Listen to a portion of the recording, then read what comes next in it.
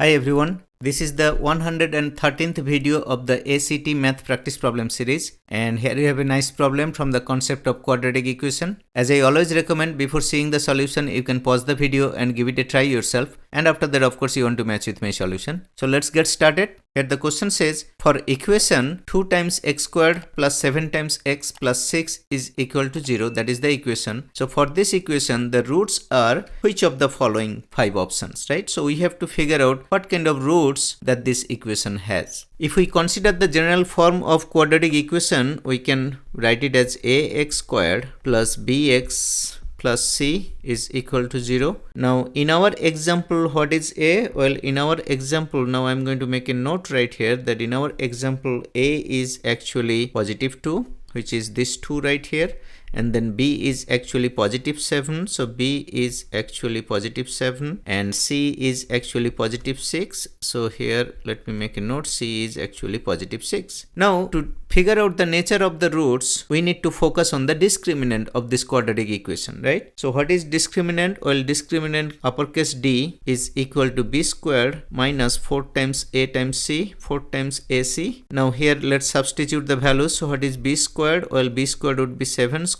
minus 4 times a would be positive 2 times c would be positive 6, and that is equal to 49 minus 48, and that is equal to 1, and also 1 is a perfect square. We must not forget that 1 is a perfect square. So for this particular quadratic equation, looks like the discriminant is a perfect square. That means the roots will be distinct and will be rational. The roots will not be irrational because inside the square root we have the discriminant, right? If you think about the general solution of a quadratic equation which is like this, so we can say x is equal to negative b plus or minus square root of d over 2 times a. Now if you think about this square root of d portion right here, if you think about this portion, if d is a perfect square, then guess what? Then the square root portion will convert into an integer, and then obviously our two roots will be distinct and they will not be irrational and they will be rational. So we are looking at